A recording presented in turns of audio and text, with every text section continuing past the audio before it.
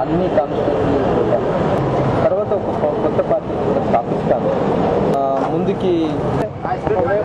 जनार्दन रेड्डी कोई पूजे पे है पूजे होने के बाद आते उनको तो फ्रेंड साहब बोले थे बाद में जनार्दन रेड्डी से अभी हम मुलाकात होने के बाद सारी हमारा लोग हमारा स्टेट को लोग सभी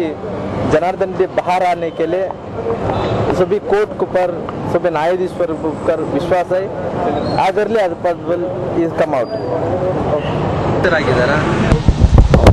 జనార్దన్ రెడ్డి గారు ఇప్పుడే హాఫ్ అన్ అవర్ బ్యాక్ నా దగ్గరికి వచ్చి మాట్లాడినారు 1:30కి వచ్చినాడు ఆయన ఏదో పూజ చేస్తున్నాడంట ఆ పూజలో ఉన్నాడు దానికోసం ఇప్పుడు వచ్చినాడు ఇప్పుడు అపాయింట్మెంట్ మాకు ఇచ్చిండేది అంతవరకు మేము ఇక్కడే వెయిట్ చేసుకుంటూ కూర్చున్నాము ఆయన ఎవరో పైన ఉండే సూపరింటెండెంట్ ఏదో పర్మిషన్ లోపల ఉండాలని చెప్పిన దానికి అక్కడే వెయిట్ చేసుకుంటూ కూర్చుంటున్నాము ఈరోజు మా ప్రజలంతా కూడా చాలా బాధగా చాలా దుఃఖంగా ఉన్నారు జనార్దన్ రెడ్డి గారు బయట త్వరగా రావాలని దేవుళ్ళంతా కూడా ప్రార్థన చేస్తున్నారు ఈరోజు ఆ సందర్భంలో అందరి పరంగా నేను వచ్చి జనార్దన్ రెడ్డి గారిని నేను మాట్లాడడానికి వచ్చినాను నేను మాట్లాడిన తర్వాత జనార్దన్ రెడ్డి గారికి ప్రజలంతా కూడా చాలా బాధపడుతున్నారు ఆయనంతా బయటికి రావాలని ఆ భగవంతుని ప్రార్థిస్తున్నానని నేను చెప్పి మళ్ళీ వెనక్కి తిరిగి వస్తున్నానండి ఇట్లా సందర్భంలో నేను రాజకీయంగా కానీ వేరే విధంగా కానీ నాకు మాట్లాడడానికి సరికాదు అనిపిస్తుంది ఆయన కూడా ఇప్పుడు ఉండే ఒక వ్యవస్థలో జనార్దన్ రెడ్డి బయటికి రావాలని ఆ న్యాయదేవుడిపైన మాకు సంపూర్ణమైన విశ్వాసం ఉంది ఆయనంత త్వరగా బయటకు వస్తే మంచిదని నా అభిప్రాయం చూడండి నేను కొత్త పార్టీ స్థాపించేది మాత్రం ఖచ్చితం దాంట్లో వేరే మాట ఏమీ లేదు ఎందుకంటే కొత్త పార్టీ స్థాపించాలని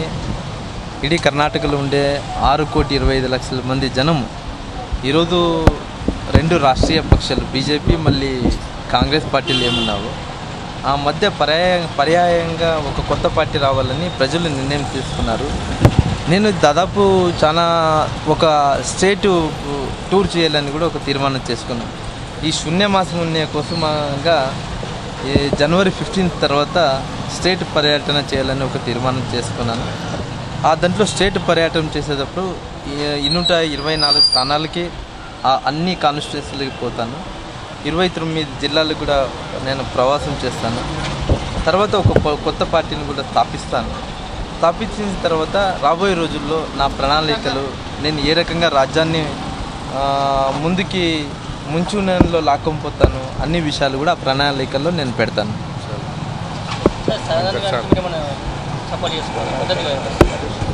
అది 22వ తారీఖు సదానంద గౌడ గారు